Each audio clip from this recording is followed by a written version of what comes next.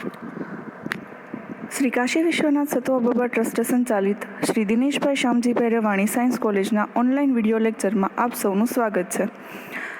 આજના વિડીયો લેક્ચરની અંદર આપણે વાત કરવાના છીએ પેપર 503ના યુનિટ 1 સાયટોલોજીમાંથી એક કોષીય અંગિકા જે છે ન્યુક્લિયસ, કોષ કેન્દ્ર અને કોષ કેન્દ્રનો જ એક ભાગ ન્યુક્લિયોલસ કે જેને કહેવામાં આવે કોષ કેન્દ્રિકા.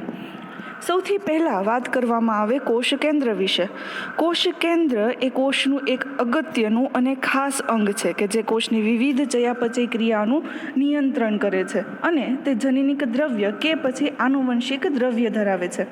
સૌપ્રથમ ઈસવીસન 1831ની અંદર રોબર્ટ બ્રાઉને કોષ કેન્દ્રની હાજરીનો ખ્યાલ આપ્યો હતો અને આ પછી કોષ વૈજ્ઞાનિકો માટે કોષ કેન્દ્ર એ સંશોધનનો વિષય રહ્યો છે, કારણ કે કોષીય ચયાપચય અને આનુવંશિકતા બંને કોષ કેન્દ્ર સાથે સંકળાયેલા છે.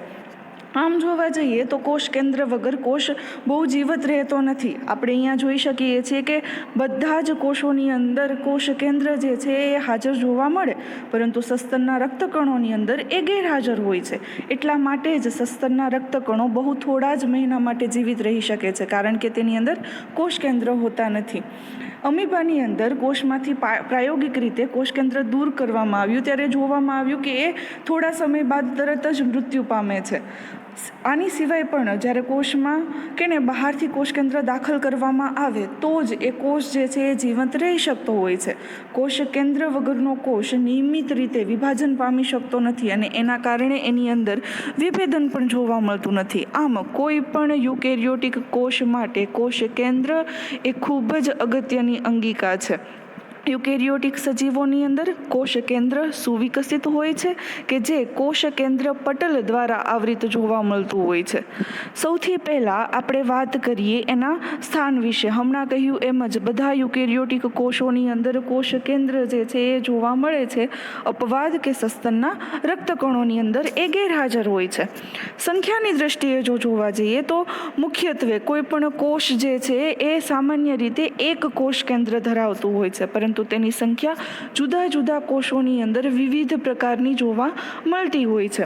કેટલાક કોષોની અંદર કોષ કેન્દ્રની હાજરીના આધારે પણ કોષ જે છે એના 3 પ્રકાર પડી શકે. એક કોષ કેન્દ્રીય કોષ કે જેની અંદર એક કોષ કેન્દ્ર હોય. વનસ્પતિ અને પ્રાણીના અનેક કોષો એક કોષ કેન્દ્રીય હોય છે. દ્વિકોષ કેન્દ્રીય કોષ કે જેની અંદર 2 કોષ કેન્દ્ર જોવા મળતા હોય. યકૃત કોષો, કાસ્થિ કોષો, પેરામિશિયમ વગેરે દ્વિકોષ કેન્દ્રીય કોષો છે કે જેની અંદર આ કોષો જે છે એ 2 કોષ કેન્દ્ર ધરાવતા હોય છે.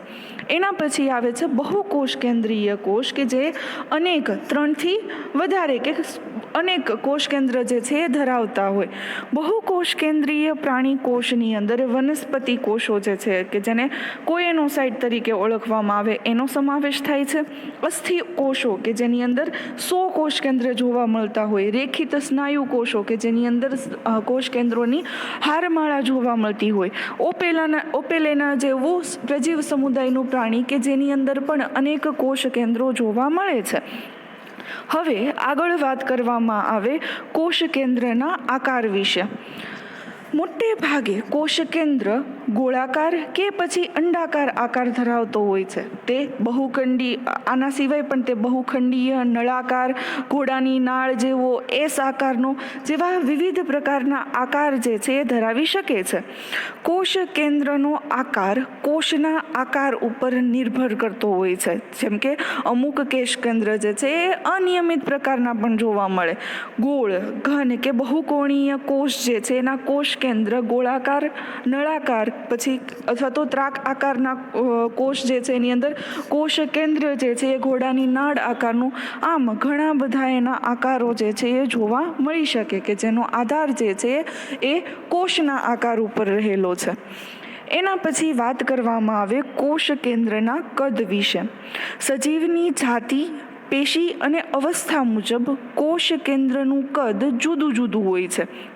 કોષના કદ અને કોષ કેન્દ્રના કદ વચ્ચે ઇષ્ટતમ સંતુલન જોવા મળે કે જેના ગુણોત્તરને ન્યુક્લિયોપ્લાઝમિક ઇન્ડેક્સ તરીકે ઓળખવામાં આવે છે. અહીં આપણે ન્યુક્લિયસ પ્લાઝમિક ઇન્ડેક્સ જે છે કઈ રીતે શોધી શકીએ એના માટેનું સૂત્ર આપવામાં આવ્યું છે.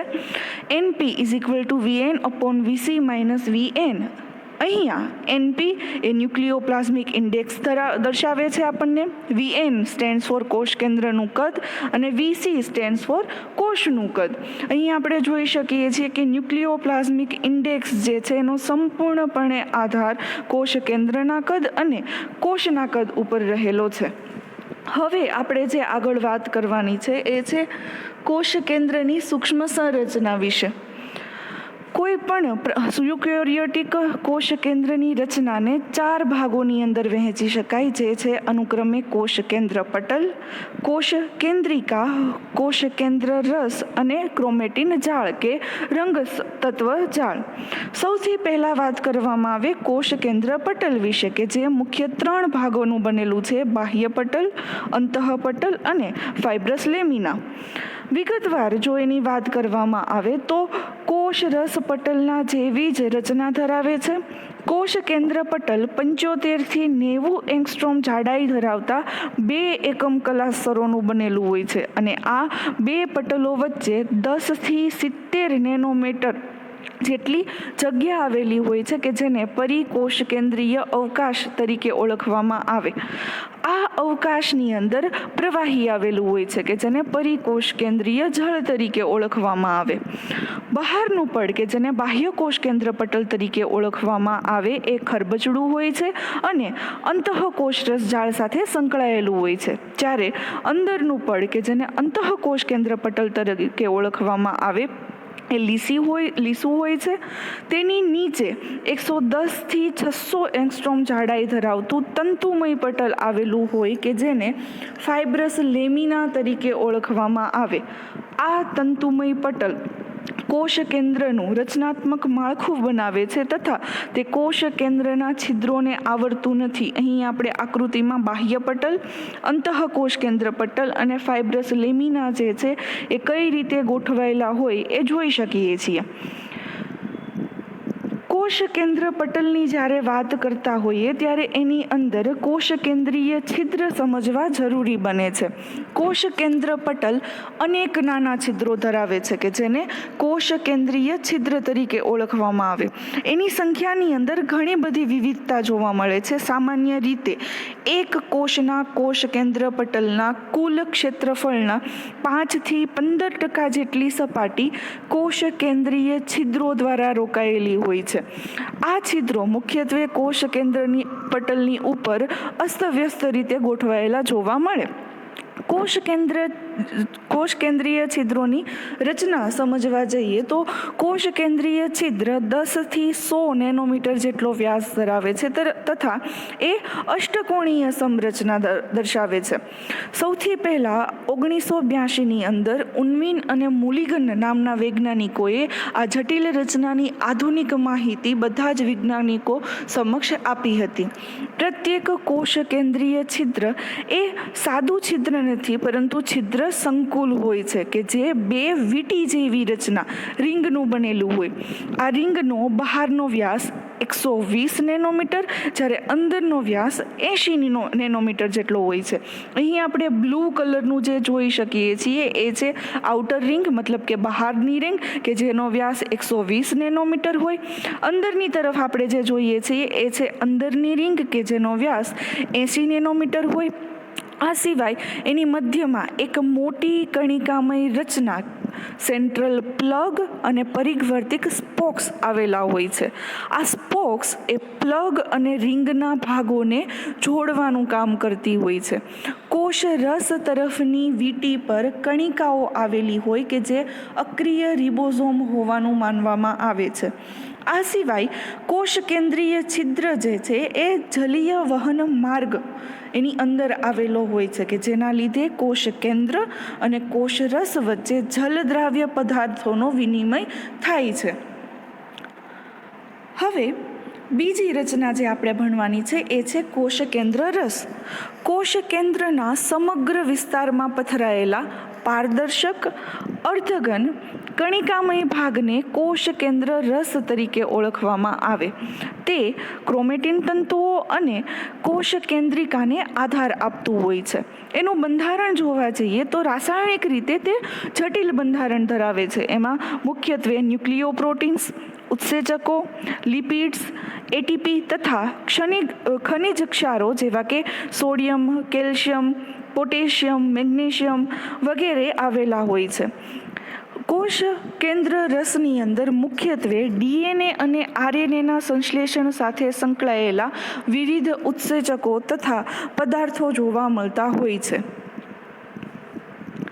ત્રીજું જે હવે આપણે વાત કરવાની છે એ છે ક્રોમેટિન અને રંગસૂત્રો. કોષ કેન્દ્ર રસમાં દોરી જેવી જાલાકાર રચના જોવા મળે કે જેને ક્રોમેટિન તંતુઓ કહેવામાં આવે છે. આ તંતુઓ ડીએનએ અને પ્રોટીન્સના બનેલા હોય કે જેની અંદર ડીએનએ અને પ્રોટીનનું પ્રમાણ 1:1 મતલબ કે સમાન જોવા મળતું હોય છે. તેવા હિસ્ટોન પ્રકારનું પ્રોટીન મુખ્યત્વે જોવા મળે છે. આ તંતુઓ બેઝિક અભિરંજક મતલબ કે બેઝિક અભિરંજક ફુક્સિન દ્વારા અભિરંજિત થતા જોવા મળે છે. આંતર અવસ્થા દરમિયાન ક્રોમેટિન કેટલાક સ્થાને સંઘનિત મતલબ કે કન્ડેન્સ જોવા મળતું હોય છે કે જે ઘેરા રંગથી અભિરંજિત થતું હોય.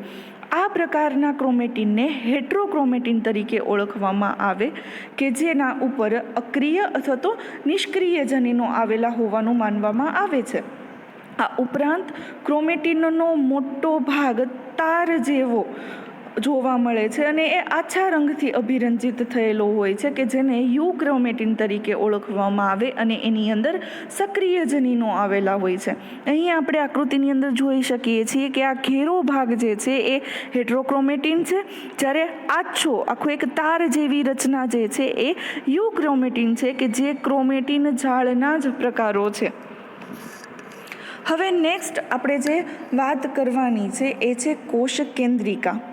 આંતર અવસ્થા દરમિયાન કોષ કેન્દ્રમાં 1, 2 કે 4 જેટલી ગોળાકાર કે અંડાકાર રચનાઓ જોવા મળે કે જેમને કોષ કેન્દ્રિકા તરીકે ઓળખવામાં આવે. તેનું કદ કોષની સંશ્લેષણ ક્રિયાઓ સાથે સંકળાયેલી હોય છે. તેના બંધારણની અંદર મુખ્યત્વે ડીએનએ, ફોસ્ફોલિપિડ, કેલ્શિયમ આયન તથા ઉત્સેચકો આવેલા હોય છે. કોષ કેન્દ્રિકાની અંદર 3 પ્રકારના ભાગો જોવા મળે જે છે અનુક્રમે તંતુમય કેન્દ્રસ્થ ભાગ, ઘટ્ટ તંતુમય મધ્યસ્થ ભાગ અને કણિકામય પરિઘવર્તી ભાગ. કોષ કેન્દ્રિકાની રચના અને એના કાર્યો વિશે હજી આપણે આગળ વિગતવાર ચર્ચા કરવાના છીએ, તો અત્યારે ખાલી કોષ કેન્દ્રિકાની અંદર આટલું સમજીએ. હવે જે આપણે સમજવાનું છે એ છે કોષ કેન્દ્રના કાર્યો. કોષનું સંચાલન, કોષનું વિભાજન અને કોષ રસની ક્રિયાઓ પર નિયંત્રણ રાખવાનું. આ ઉપરાંત કોષ કેન્દ્ર જે છે એ ઘણા બધા મહત્ત્વના કાર્ય જે છે એ કરતું હોય છે. એટલા માટે જ કોષ કેન્દ્ર જે છે એ કોષની વિવિધ ક્રિયાઓ માટેનું નિયંત્રણ કેન્દ્ર છે. કોષ કેન્દ્ર પટલમાં આવેલા છિદ્રોની મદદથી કોષ કેન્દ્ર કોષ રસ સાથે સંપર્કમાં રહેતો હોય છે અને એની વચ્ચે પદાર્થોનું આદાન પ્રદાન જે છે એ થતું રહેતું હોય છે. કોષ કેન્દ્ર રંગસૂત્રો અથવા તો ક્રોમેટિન જાળ ધરાવે છે કે તેમાં આવેલા જનીનો વિવિધ લક્ષણોની આનુવંશિકતા માટે જવાબદાર હોય છે. આ સિવાય કોષ કેન્દ્રની અંદર આવેલી કોષ કેન્દ્રિકા આરએનએ તથા પ્રોટીનના સંશ્લેષણ તેમજ રિબોઝોમ્સના નિર્માણ સાથે સંકળાયેલી હોય છે. કોષ કેન્દ્રિકા જે છે એ રિબોઝોમ્સ ઉત્પન્ન કરે કે જેના દ્વારા પ્રોટીનનું સંશ્લેષણ જે છે એ શક્ય બનતું હોય છે. આ સિવાય કોષ વિભાજન વખતે કોષ કેન્દ્ર પટલ અનેક ટુકડાઓમાં વિભાજિત થાય છે અને કેટલીક વખત અદૃશ્ય પણ થાય છે. આમાંના કેટલાક ટુકડા નવા કોષ કેન્દ્રના નિર્માણ સમયે કોષ કેન્દ્ર બનાવવામાં ઉપયોગમાં આવતા હોય છે. તો આ થયું કોષ કેન્દ્ર વિશેની વાત. હવે જે આપણે વાત કરવાના છીએ એ છે કોષ કેન્દ્રની જ સૂક્ષ્મ સંરચનાનો એક ભાગ કોષ કેન્દ્રિકા. કોષ કેન્દ્રિકા જે છે એ સૌ પ્રથમ ઈસવીસન 1874ની અંદર ફોન્ટાના નામના વૈજ્ઞાનિકે કોષની અંદર કોષ કેન્દ્રિકાની હાજરી વિશે સૌથી પહેલાં બધાનું ધ્યાન જે છે દોર્યું હતું. કોષ કેન્દ્રની અંદર મધ્ય ભાગમાં કે પછી પરિઘવર્તી ભાગમાં જોવા મળતી ગોળાકાર અંગિકા છે. ઉત્ક્રાંતિની પ્રક્રિયાની અંદર કોષ કેન્દ્રિકા સાપેક્ષમાં મોડી ઉદ્ભવી હોય એવું માનવામાં આવે છે. કોષ કેન્દ્રની અંદર એક કે વધુ કોષ કેન્દ્રિકા જે છે એ આવેલી જોવા મળે. કોષની સંશ્લેષણ અવસ્થા ઉપર કોષ કેન્દ્રિકાના કદનો આધાર રહેતો હોય છે. જે કોષમાં સંશ્લેષણની ક્રિયા ઓછી કે નહિવત થતી હોય એની અંદર એ નાની હોય છે, જેવા કે શુક્રકોષ, ગર્ભકોષ કે પછી સ્નાયુકોષની અંદર. જ્યારે અંડકોષ, ચેતાકોષો અને સ્ત્રાવી કોષો કે જ્યાં સંશ્લેષણની ક્રિયા જોવા મળે છે એના અંદર કોષ કેન્દ્રિકા જે છે એ મોટા કદની જોવા મળતી હોય છે. કોષ કેન્દ્રિકાની રચના વિશે જો વાત કરવામાં આવે તો કોષ કેન્દ્રિકા જે છે એ તંતુના ટુકડા કે પછી શિથિલ સ્વરૂપમાં હોય છે.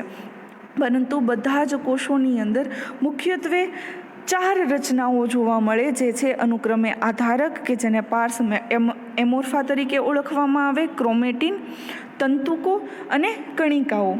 સૌથી પહેલાં વાત કરીએ આધારક અથવા તો પાર્સ એમોર્ફા. કોષ કેન્દ્રિકાનું આધારક એક રસ હોય છે. તે છૂટી છવાઈ કણિકાઓ અને તંતુકો ધરાવતું હોય છે. બીજું જે આપણે વાત કરવાની છે એ છે ક્રોમેટિન. કોષ કેન્દ્રિકાની અંદર અસંખ્ય માત્રાની અંદર એ ડીએનએ ધરાવે છે. કોષ કેન્દ્રિકાની ફરતે પરિઘ કોષ કેન્દ્રીય ક્રોમેટિન આવેલું હોય છે કે જે અંદરના ભાગની અંદર આંતરકોષ કેન્દ્રીય ક્રોમેટિન તરીકે ઉદ્ભવે છે. નેક્સ્ટ, તંતુકો. 80 થી 100 એંગસ્ટ્રોમ વ્યાસ ધરાવતા તંતુકો કોષ કેન્દ્રિકાના આધારક પ્રદેશની અંદર આવેલા હોય છે. તે આરએનએ ધરાવે છે અને કણિકાઓ તેમાંથી ઉદ્ભવતી હોય એવું માનવામાં આવે છે. એના પછી આપણે જે વાત કરવાની છે એ છે કણિકાઓ કે જેને પાર્સ ગ્રેન્યુલોસા તરીકે ઓળખવામાં આવે. 150 થી 200 એંગસ્ટ્રોમનો વ્યાસ ધરાવતી અને રિબોન્યુક્લિયો પ્રોટીનની બનેલી કણિકાઓ પાર્સ ગ્રેન્યુલોસા બનાવે છે. આ કણિકાઓ રિબોન્યુક્લિયો પ્રોટીનની બનેલી હોય છે અને તેની અંદર પ્રોટીન અને આરએનએ 2:1 પ્રમાણની અંદર આવેલા હોય. આ કણિકાઓને સૌથી પહેલાં બિન સ્ટીયલ અને એના સાથીદારોએ 1963ની અંદર કોષ કેન્દ્રીય રિબોઝોમ તરીકે ઓળખી હતી. કણિકાઓ અને તંતુકો જેવા ઘટકો એકબીજા સાથે મળીને તંતુક કણિકામય પ્રદેશો બનાવતા હોય છે કે જે કોષ કેન્દ્રિકાના આધારક પ્રદેશની અંદર ગોઠવાયેલા હોય. હવે જે આપણે વાત કરવાનું છે એ છે કોષ કેન્દ્રિકાના પ્રકારો વિશે. રિબોન્યુક્લિયો પ્રોટીનના વિતરણના આધારે કોષ કેન્દ્રિકાના 3 પ્રકાર પડતા હોય છે, જે છે અનુક્રમે સૌથી પહેલાં કોષ કેન્દ્રિકા પટલ સાથેની કોષ કેન્દ્રિકા કે જે સૌથી સામાન્ય છે. મોટા ભાગના કોષોની અંદર કોષ કેન્દ્રિકા પટલ સાથેની કોષ કેન્દ્રિકા જે છે એ જોવા મળતી હોય. બીજું જે છે એ છે કોષ કેન્દ્રિકા પટલ વગરની કોષ કેન્દ્રિકા. આ જે છે એ મોટા ભાગે કેટલાક પ્રજીવોની અંદર અને સ્કિયારિડ્સની લાળ ગ્રંથિની અંદર. સ્કિયારિડ્સ એ બીજું કંઈ નહીં પરંતુ એક પ્રકારની માખી છે કે જે ભેજવાળા વાતાવરણની અંદર જોવા મળે. આ સ્કિયારિડ્સ માખી જે છે એ ફૂગ ઉપર નિર્ભર કરતી હોય છે. તો પ્રજીવો અને સ્કિયારિડ્સની લાળ ગ્રંથિમાં ઘટ્ટ કોષ કેન્દ્રિકા આવેલી હોય છે કે જે કોષ કેન્દ્રિકા પટલ વગરની હોય છે. આ પ્રકારની અંદર રિબોન્યુક્લિયો પ્રોટીનની કણિકાઓ અને તંતુકો સમાન રીતે વિતરિત થયેલા હોય છે. કોષ કેન્દ્રિકાનો ત્રીજો પ્રકાર જે છે એ છે વીંટી જેવા આકારની કોષ કેન્દ્રિકા. અંતઃછદીય કોષો, સ્નાયુ કોષોની અંદર વીંટી જેવા આકારની કોષ કેન્દ્રિકા જે છે એ આવેલી હોય છે. તેની અંદર રિબોન્યુક્લિયો પ્રોટીનની કણિકાઓ અને તંતુકો જે છે એ કોષ કેન્દ્રના પરિઘવર્તી પ્રદેશની અંદર જોવા મળે. તો આ થયું કોષ કેન્દ્રિકાના પ્રકાર વિશેની વાત. હવે જે આપણે વાત કરવાની છે એ છે કોષ કેન્દ્રિકાના કાર્યો. કોષ કેન્દ્રિકાનું મુખ્ય કાર્ય આમ જો જોવા જઈએ તો એ રિબોઝોમ્સ ઉત્પન્ન કરવાનું છે. રિબોઝોમ્સના બધા જ પ્રોટીન અને રિબોઝોમલ આખી જેની માહિતી જે છે એનો સંગ્રહ કરવાનો એ પોતે કાર્ય કરે છે. પરંતુ એક પછી એક મુદ્દા પ્રમાણે જો જોવા જઈએ તો સૌથી પહેલાં છે આરએનએ નિર્માણ. કોષ કેન્દ્રિકા આરએનએ સંશ્લેષણનું સૌથી સક્રિય સ્થાન છે.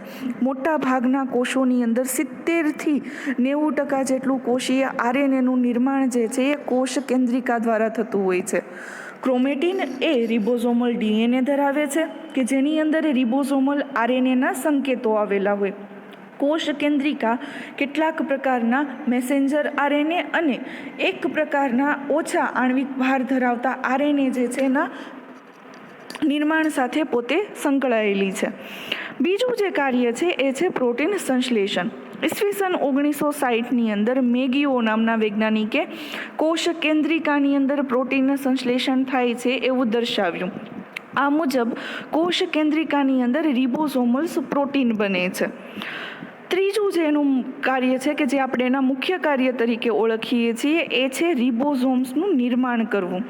કોષ કેન્દ્રિકા પોતે રિબોઝોમના નિર્માણ સાથે સંકળાયેલી છે. કઈ રીતે? તો કે કોષ કેન્દ્રીય આરએનએ કે જે 50S પ્રકારનું હોય છે એ બે ભાગની અંદર વિભાજિત થાય કે જેને આપણે પ્રથમ અર્ધભાગ અને દ્વિતીય અર્ધભાગ તરીકે ઓળખીએ છીએ. આ બંને ભાગ પોતે આગળ જઈ અને 80S આરએનએ અને 20S આરએનએની અંદર વહેંચાઈ જાય છે. કોષ રસમાં 20S આરએનએ જે છે એ પોતે પ્રોટીન સાથે જોડાય અને 60S પેટા એકમ બનાવે, જ્યારે 80S આરએનએ પોતે રિબોઝોમલ આરએનએ પ્રોટીન સાથે જોડાય અને 40S પ્રકારનું રિબોઝોમલ પેટા એકમ જે છે એ બનાવતા હોય.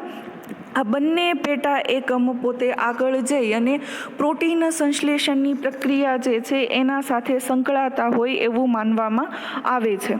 યુકેરિયોટિક કોષની અંદર ટ્રાન્સક્રિપ્શન અને ટ્રાન્સલેશન બંને કોષોના જુદા જુદા ભાગની અંદર વહેંચાતું જતું હોય છે. કોષ કેન્દ્રની અંદર ટ્રાન્સક્રિપ્શન થતું હોય, જ્યારે કોષ રસની અંદર ટ્રાન્સલેશન થતું હોય. મતલબ કે પ્રોટીન સંશ્લેષણની પ્રક્રિયાની અંદર કોષ કેન્દ્ર જે છે એ મહત્વનો ભાગ ભજવે છે.